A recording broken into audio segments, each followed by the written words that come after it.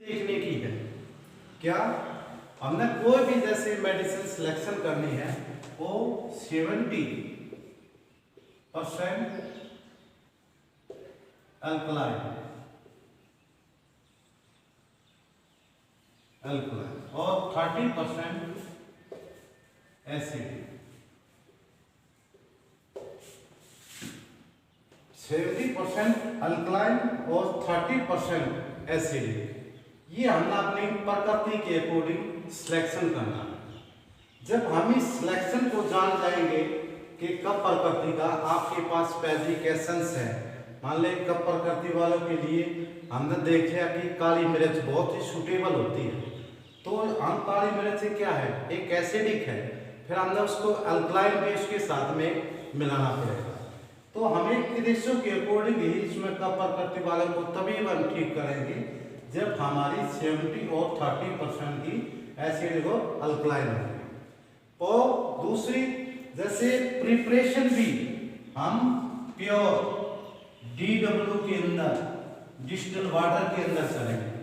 यदि आपने इसके अंदर रेक्टिफाइड सिपेट का यूज किया, जैसे इलेक्ट्रोपैथी में रेक्टिफाइड सिपेट से ही दवाइयां बनाई जाती हैं, परंतु प्योर कंपाउंड हर्बल के अंदर प्योर डिस्टिल वाटर से सारी मेडिसिन प्रिपरेशन होती है। तो हमारी डिस्टिल वाटर के अंदर हुई, ठीक है, हम बिल्कुल जो नेचर है, हम नेचर के अकॉर्डिंग ही हमने मेडिसिन का सिलेक्शन किया और हमने मेडिसिन को बढ़ा दिया। फिर आती है हमारी साइकोलॉजी। हम जब तक पेशेंट की साइकोलॉजी ठीक नहीं कर लेंगे, रोग के प्रति, इन्वायरमेंट के प्रति, अंदर उसके थ्रोट के प्रति, जब तक हम उनका भी ट्रीटमेंट नहीं कर लेंगे तब तक हमारा कोई भी डिजीज हमें ठीक नहीं कर सकते हैं। क्योंकि हमने काफ़ी साल इलेक्ट्रोपैथी में भी जैसे वर्क किया है, अब भी कर रहे हैं, तो इसके अंदर हमें यही एक पाया गया कि जो हम पेशेंट को ठीक तो कर देते हैं, परंतु वो बीमारी दोबारा क्यों आई, क्यों उसको दोबारा रिपीट हुई, वही सीजन होता है, वही डिजीज होती है, हम मेडिसिन देने के बाद वो ठीक हो जाती है, पर उसी सीजन में फिर अपीयर हुई, क्यों हुई वो? क्योंकि हमने उसका साइकोलॉजी ट्रीटमेंट नहीं दिया उस डिजीज का।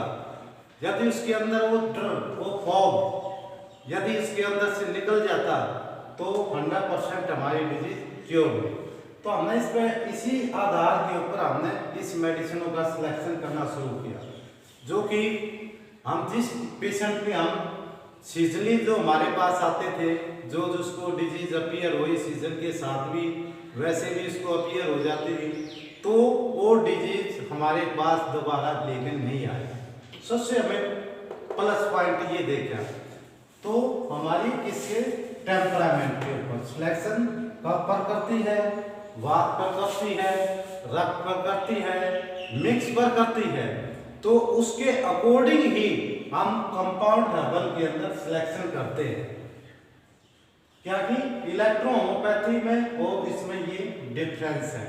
हम सीधा स्पेसिफिकेशंस का यूज करते हैं, प्लस फ्लावर का भी हमने किसके अंदर पूरी बाय लॉज के अनुसार, जो लॉज होते हैं उसके अनुसार हम इसको प्रूव भी कर सकते हैं। हम जैसे सनलाइट, मूनलाइट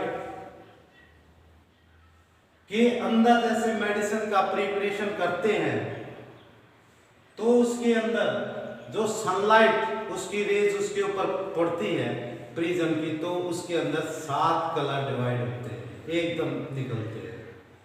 तो वो जो कलर उसके अंदर, जो फ्लावर के अंदर जो कलर होता है, वो उसी कलर को ऑब्जॉर्व करके डिस्टिल वाटर में कन्वर्ट कर देता है और बाकी को वो रिफ्लेक्सेशन देकर बाहर निकल जाती है रेज। तो हमने अपनी जो स्पेसिफिक जो एसेंस बनाई है सनलाइट से भी और मूनलाइट, हम जो प्रकृति है, हम प्रकृति के अंदर है, फिर हमने प्लस किया एक इसके अंदर अकॉर्डिंग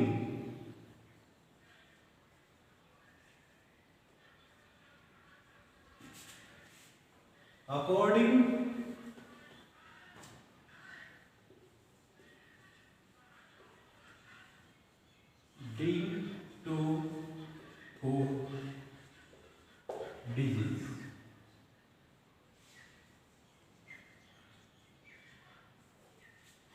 ये देखा कि हम पेशेंट को ठीक करते रहे हैं, हम किसी को डिजीज के अकॉर्डिंग फूड तो नहीं दे रहे। तो अकॉर्डिंग टू डिजीज फूड आप अकॉर्डिंग माने निमोनिया का पेशेंट है, यदि आप थर्ड डिजीज दिया जाओगे तो ठीक नहीं होगा। तो कंपाउंड हर्बल के अंदर हमने अकॉर्डिंग टू डिजीज फूड देना भी स्टार्ट किया, जिससे हमें पेशेंट को और ज्यादा लाभ मिला हमें। तो अकॉर्डिंग टू डिजीज फूड यदि हम देते हैं, हम तो समझो नेचर के अंदर वही आ, तो 70 और 30 की जो बैलेंसी है एसिड और अल्कलाइन की, तो ये भी हमारी बॉडी को न्यूट्रल कर देती है। और अकॉर्डिंग टू डिजीज फूड वो भी हमारा उसके अंदर फूड डिजीज के अकॉर्डिंग जाता है, तो वो डिजीज 100 की 100% ठीक होगी, क्योंकि आप दी डिजीज परहेज से ही ठीक हो जाती है। यदि आपको पता है मेरे ठंडा पानी पीने से एलर्जी होती है, यदि मैं ठंडा पानी ही पीऊंगा तो मेरे डिजीज कहाँ होगी। तो अकॉर्डिंग टू डिजीज फूड यदि आप देते रहो तो कभी भी पेशेंट क्या है पेशेंट बिल्कुल आपका स्वस्थ 100% होना है। तो हमने क्या यूज किया है, प्योर स्पैजिक एसेंस साइक्लोजी के अंदर flowers essence plus according to disease food, ये हमारी कंपाउंड हर्बल थेरेपी का है। और इसके अंदर कोई बाउंडेशन नहीं है, आप चाहे 10,000 फॉर्मुलेशन इसके अंदर बना सकते हैं, पर आपको 70 और 30% को जानना, दूसरा प्रकृति को जानना। ठीक है, जब तक आप प्रकृति को नहीं जानोगे आप इसका ट्रीटमेंट नहीं दे पाओगे। तो सबसे पहले हमने प्रकृति को ही डीप पेशेंट की स्टडी आनी चाहिए।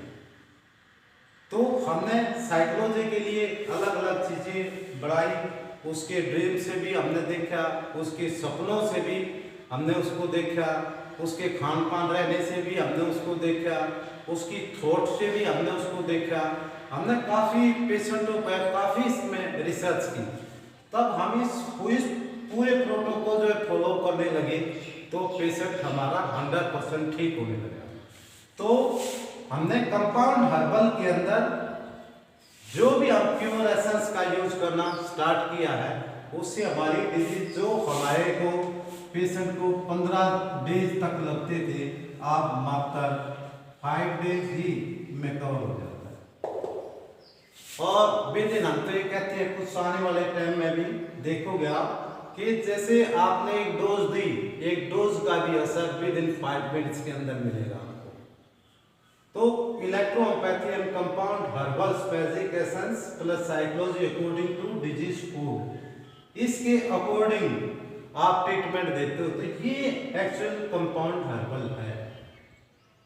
इलेक्ट्रो होम्योपैथी के अंदर 114 प्लांट के अंदर बाउंडेशन बिल्कुल, इसके अंदर पता है कितने प्लांट इसमें है, जबकि इलेक्ट्रो होम्योपैथी भी एक कंपाउंड हर्बल है। पर इसको आगे बढ़ाने के लिए हमने इस सिद्धांत के ऊपर हमने वर्क करना शुरू किया, और आज कंपाउंड हर्बल के हमारे जैसे पेशेंट आते हैं तो उनके अच्छे रिजल्ट मतलब हमें मिल रहे हैं। धन्यवाद।